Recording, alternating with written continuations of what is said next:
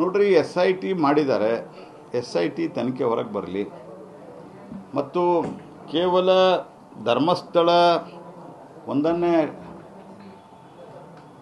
ಏನೋ ಅಲ್ಲಿ ಭಾರಿ ಒಂದು ಅಪರಾಧ ಆಗಿದೆ ಅಂತ ಮೊದಲ ಬಿಂಬಿಸು ಸರಿಯಲ್ಲ. ನೀವು ತನಿಖೆಗೆ ಆರ್ಡರ್ ಮಾಡಿದರೆ ವೇಟ್ ಮಾಡಿರಿ, ತನಿಖೆ ರಿಪೋರ್ಟ್ ಬರಲಿ, ತನಿಖೆ ರಿಸಲ್ಟ್ ಬರಲಿ. ಕೋರ್ಟ್ ಇದೆ, ಕಾನೂನಿದೆ. ತನಿಖೆ ಮಾಡೋಕ್ಕಿಂತ ಮೊದಲ ಯಾಕೆ ಇಷ್ಟೆಲ್ಲ ಮಾತಾಡ್ತಾರೆ? ಮತ್ತು ಭಾರತದ, ಅದರಲ್ಲೂ ಕರ್ನಾಟಕದ ಒಂದು ಪ್ರಮುಖ ಶ್ರದ್ಧಾ ಕೇಂದ್ರ. ಅಲ್ಲಿ ಅಕಸ್ಮಾತ್ ಯಾರಾದರೂ ತಪ್ಪು ಮಾಡಿದರೆ ಅದು ತನಿಖೆಗೆ SIT ನೀವು ಮಾಡಿರಿ. SIT ಬರೋ ತನಕ ವೇಟ್ ಮಾಡಿರಲಿ. ಇಷ್ಟು ಗಡಬಡಿ ಯಾಕೆ ನಿಮ್ಗೆ?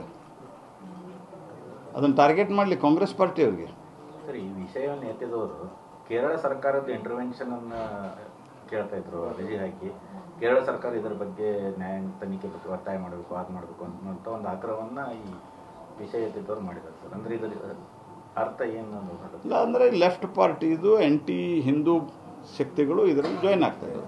ಉಳಿದದ್ರ ಬಗ್ಗೆ ನಾನು ಯಾವುದೋ ಪರ ವಿರೋಧ ಸ್ಟೇಟ್ಮೆಂಟ್ ಕೊಡ್ತಾ ಇಲ್ಲ. Let me clarify very ಕ್ಯಾಂಡಿಡ್ಲಿ.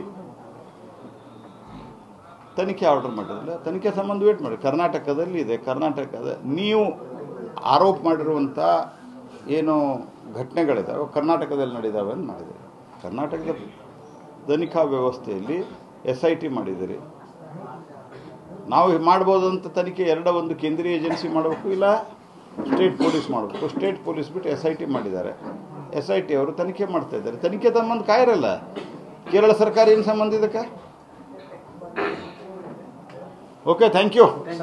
ನಮ್ಮ ಕರ್ನಾಟಕ ರಾಜ್ಯದಲ್ಲಿ ಕಳೆದ ವರ್ಷದ ನೀಟ್ ಮತ್ತು IIT JEE ಪರೀಕ್ಷೆಯಲ್ಲಿ ಸಾವಿರಾರು ಉಚಿತ ಮೆಡಿಕಲ್ ಹಾಗೂ IIT ಸೀಟ್ಗಳನ್ನು ನೀಡಿರುವ ನಮ್ಮ ಹೆಮ್ಮೆಯ ಎಕ್ಸೆಲ್ ಅಕಾಡೆಮಿಕ್ಸ್ ವಿದ್ಯಾಸಂಸ್ಥೆಯಾಗಿದೆ. ಒಂದು ವರ್ಷದ ಲಾಂಗ್ ಟರ್ಮ್ ನೀಟ್, CET ಮತ್ತು IIT JEE ದಾಖಲಾತಿ ಪ್ರಾರಂಭವಾಗಿದೆ. ಮೆಡಿಕಲ್ ಅಂದರೆ ಎಕ್ಸೆಲ್, ಎಕ್ಸೆಲ್ ಅಂದ್ರೆ ಮೆಡಿಕಲ್. ನಾನು 86 kg ಇದ್ದವಳು 71 kg ಬಂದಿದ್ದೀನಿ. ವಯಸ್ಸಾದ್ಮೇಲೆ ಸ್ಮಾರ್ಟ್ ಆಗಿ ಕಾಣ್ತೀರಾ ಅಂದ್ರೆ ಜಿನ್ನಿ. 126 kg ವೇಟ್ ಇದ್ದು ನಾವು ಈಗ 114 kg ಲೆಕ್ಕ ಬಂದಿದ್ದೀವಿ. ಯಾವುದೇ ಸೈಡ್ ಎಫೆಕ್ಟ್ ಆಗಿಲ್ಲ. 84 ರಿಂದ 50 kg ಬಂದೆ. ಆಮೇಲೆ ಸಣ್ಣಗೆ ಫಿಟ್ ಆಗಿದ್ದೀನಿ. ಅದಕ್ಕೆ ನಾನು ಯೂಸ್ ಮಾಡ್ತಾ ಇರೋದು ಜಿನಿ ಸ್ಲಿಮ್.